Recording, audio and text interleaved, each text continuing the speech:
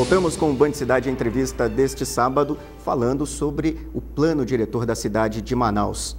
Vereador, tem gente que está criticando bastante essa questão das edificações, do tamanho das edificações, 25 andares. Como é que vocês vão discutir e abrir o diálogo com essas pessoas, com esse setor da sociedade? Na verdade, Iano, nós sabemos que há pessoas que fazem crítica com relação a essa quantidade de andares na cidade de Manaus. Esse aqui é um projeto apresentado pela Prefeitura, mas que não está acabado. Ele está em aberto para discussão com a sociedade, mas eu entendo que a verticalização é o melhor e o caminho mais curto da eficiência e do adensamento da população da cidade. Se nós formos observar, eu nasci e me criei aqui nessa cidade. Em 1970, nós tínhamos pouco mais de 270 mil habitantes. Hoje nós temos uma população que passa de 1.800.000, quase 2 milhões. Quase 2 milhões. Então, essa população ela cresceu cerca de 20% a cada ano, 800% em 40 anos. Em 70, o limite, o perímetro urbano da cidade de Manaus parava ali no cruzamento da Daci Vargas com a Recife, no balneário do Parque 10. Dali em diante, a cidade era mato só. Hoje a gente tem comunidades como a Ismael Aziz, que está depois da barreira da Ponte da Bolívia. Então, quando a cidade se espalha, ela se horizontaliza de maneira indiscriminada, como aconteceu em Manaus, com o fenômeno do projeto Zona Franca de Manaus, que é extremamente benéfico para a economia, mas que trouxe para cá a população interiorana e de outros estados, nós vimos as áreas serem ocupadas sem muitas regras. Então, você veja... Até porque dificulta muito o transporte público, né? A eficiência do transporte público. Quanto mais longe, quanto mais distante você fica do centro urbano da cidade de Manaus, mais difícil é a questão da qualidade de vida para as pessoas. E se a gente horizontalizar, nós conseguimos dar mais qualidade de vida para as pessoas. Por exemplo, nós poderíamos ter um empreendimento habitacional do mesmo tamanho do Nova Cidade, com blocos de apartamento, tendo muito mais área verde, praça, áreas de convivência em comum. Hoje, o que nós temos são conjuntos habitacionais de cunho para famílias de baixa renda, que não deixam áreas verdes, que não deixam áreas de convivência. E eu e você somos repórteres e a gente já viu tantas matérias aqui nessa cidade de quando o vento vem mais raivoso, os telhados vão embora. Por quê? Porque a gente não tem mais aquele amparo natural da floresta para suavizar quando nós temos uma tempestade muito forte. Então, eu compreendo que quanto mais a gente conseguir verticalizar, mais a gente adensa a população e confere mais qualidade de vida, e aí o serviço público se aproxima ainda mais de você. Quanto mais a gente horizontalizar a cidade, mais distante nós vamos levando as pessoas, mais difícil é chegar ao posto de saúde, é chegar à delegacia, é a viatura da PM chegar lá, mais difícil é você pegar o transporte coletivo e chegar no seu trabalho. Fica difícil também até estruturar a rede de saneamento básico, né? Exatamente, aí a gente tem uma malha viária muito maior para manutenção, aí nós temos mais ruas asfaltadas, nós temos mais calor. Então, por exemplo, quando você vai para um empreendimento dos conjuntos cidadãos que nós temos hoje, você pega... O morador tem um terreno com 8 metros de largura por 16 de comprimento.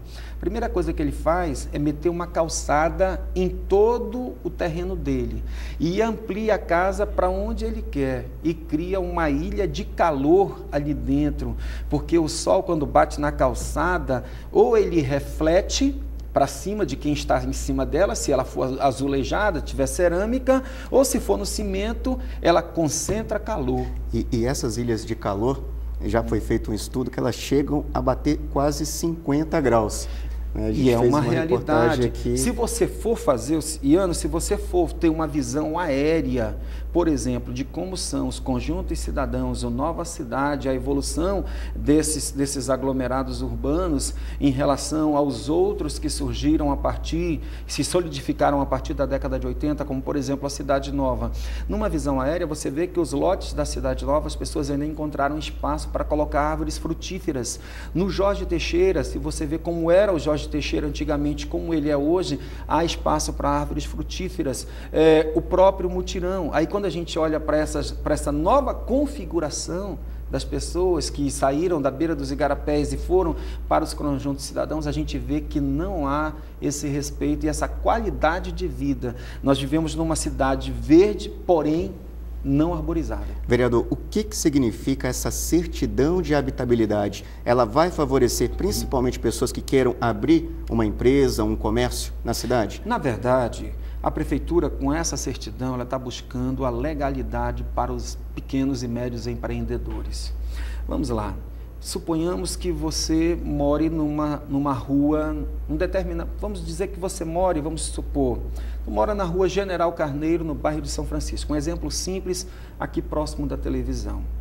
Você mora lá há 20 anos, isso é um caso hipotético, mas você não tem o título definitivo da terra. Você comprou de alguém, tem um recibo, ou até fez uma certidão de compra e venda, mas não tem o registro de imóveis, porque o que te dá garantia de propriedade da terra é o registro de imóveis, é uma matrícula vinculado a uma certidão vintenária que vem contando a história daquela terra, do primeiro dono passando para o segundo, terceiro, até chegar em você. Com isso à mão, se você não tiver isso, você não consegue a certidão de habite-se. O que é a certidão de habite-se? É uma certidão que o Implurb confere para você, dizendo que aquela edificação que você apresenta está pronta para ser habitada, que ela corresponde a todas as normas de edificação da cidade. E aí a prefeitura agora vem com a certidão de habitabilidade, que na verdade tenta tirar o pequeno e médio empreendedor justamente da informalidade para a formalidade. Muito embora a certidão de habitabilidade não lhe dê a propriedade, a garantia de que você é dono daquela terra, mas se você provar para a prefeitura que você tem a posse daquele lote por 5 anos, ela vai te dar uma certidão, e aí, com essa certidão em mãos, você pede o habite-se. E aí regulariza. Aí você, com o habite-se em mãos, você consegue oficializar a tua atividade dentro daquele lote. E isso é importante, porque tem muita gente que hoje trabalha na ilegalidade. E o que é pior, o camarada trabalha na ilegalidade não por opção, não que ele não queira pagar imposto, porque na hora que você entra para a legalidade, as portas se abrem, as agências financiadoras te veem com outros olhos. Na hora que você é ilegal, você está ao desabrigo completo fechado ao crédito. Da norma, exatamente, da norma jurídica do país. Em relação às áreas especiais de interesse social, o que muda no plano diretor? Na verdade é o seguinte, as áreas de interesse social, elas não eram contidas dentro do plano de 2002. A gente foi, ao longo do tempo, descobrindo essa nova modalidade e criando regras de exceção para esses pontos. Nós temos 62 áreas de interesse social hoje na cidade de Manaus. O que quer dizer isso, Elias Emanuel? Quer dizer que em determinados pontos da cidade haverá prioridade para a construção de edificações para baixa renda. Por exemplo, o bairro de Santa Etelvina, ele todo é uma área de interesse social. Ele tem uma vocação para empreendimentos, por exemplo, do Minha Casa Minha Vida, onde todo o processo de aprovação é muito mais simplificado. Por quê? Porque é empreendimento que vai atender famílias de baixa renda. Quer dizer, facilita todo o trâmite. Facilita todo o trâmite. Eu acredito que isso é um avanço muito grande que a gente está tendo para a cidade. A sociedade vai poder participar dessas próximas audiências que a Câmara Municipal vai promover? A sociedade tem que participar dessas audiências públicas.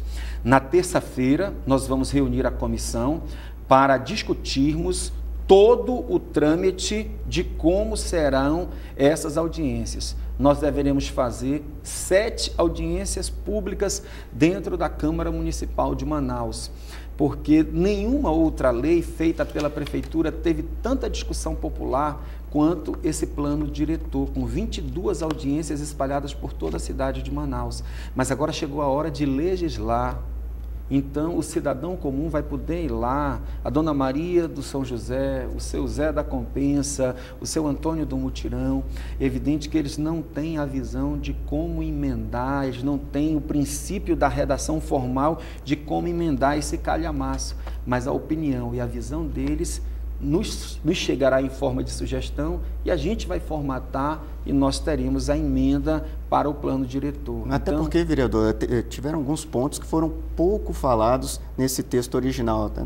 Mobilidade urbana, saneamento básico, isso tudo vai ser passível de discussão. Passível de discussão e detalhe, a gente também tem prazos com esse plano para a execução de outros planos que virão, como o da mobilidade urbana, que é necessário para a cidade de Manaus. A ideia de vocês é finalizar, concluir esse trabalho até quando?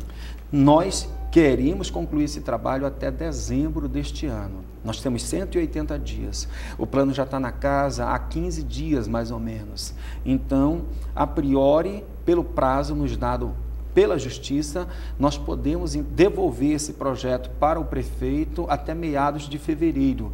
Mas a nossa meta é vencer a votação desse documento importante para a cidade até o último dia da sessão legislativa de 2013 e entrarmos em 2014 sem termos que ainda mastigar essa discussão do plano diretor. Vereador, muito obrigado por ter participado do Band Cidade Entrevista. Sucesso na sua missão, relatando aí essas questões, essas audiências, que o senhor vai trabalhar muito daqui para frente, e sucesso, e que a gente realmente consiga construir um plano diretor para Manaus que melhore a qualidade de vida do nosso cidadão. Ian, eu que agradeço a oportunidade, eu quero principalmente convidar você, fique atento, a Câmara vai divulgar na televisão, no rádio, nos jornais, o calendário de audiências públicas dentro da Câmara, e a participação da sociedade civil é fundamental nesse processo. Você, amigo cidadão, não pode abrir mão. Se você não conhece nada, procure conhecer, procure opinar, dê uma opinião da cidade onde você mora e da cidade que você sonha para o amanhã.